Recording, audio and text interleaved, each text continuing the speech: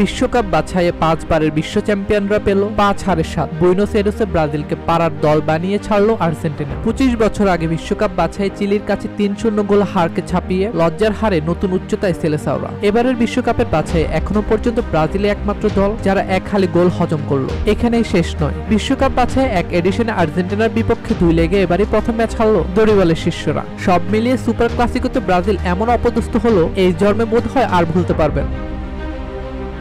মুখে যতই বলুক জয় পরাজয় পার্ট অব দ্য গেম, মন জানে সবই কত বড় বিপদের সামনে দাঁড়িয়ে ফুটবল দুনিয়ার জায়ান্ট দলটা টের পাচ্ছে হারে হারে। তাই তো গোল আর খোল দুটোই খেয়ে হুঁশ ফিরেছে ব্রাজিলে। আরো বড় বিপর্যয় ঠেকাতে প্রথম পদক্ষেপ হিসেবে ডাগআউট থেকে বিদায় করতে চাইছে কোচ ডেরিবেল জুনিয়র।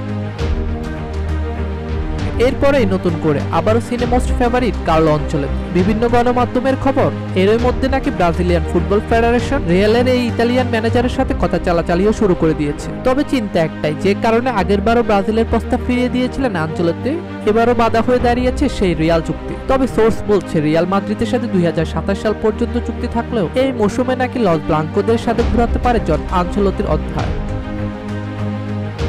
তারপরও যদি আলোচনা ফলপ্রসূ না হয়, তবে হয়তো আবারও ইন্টারিম কোচের দিকে ঝুঁকবে 5 বারের বিশ্ব চ্যাম্পিয়নরা।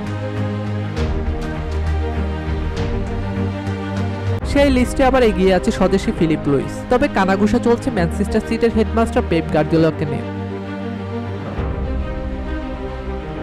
বিশ্বকাপ বাছাই জুনে ব্রাজিলের সামনে 2 কঠিন পরীক্ষা, ঘরের মাঠে প্যারাগুয়ে, অ্যাওয়েতে ইকুয়েডর। তার আগেই ঘুরে দাঁড়াতে চায় 2002 বিশ্বকাপ জয়ীরা। প্যানিক বাটন আগেই প্রেস করে নিজেদের পেন বাড়িয়েছে ব্রাজিল। এবারে চাপতে হবে রিসেট বাটন, ফেল করলেই মহাবিপদ। হাতে সময় কেবল 1 বছর।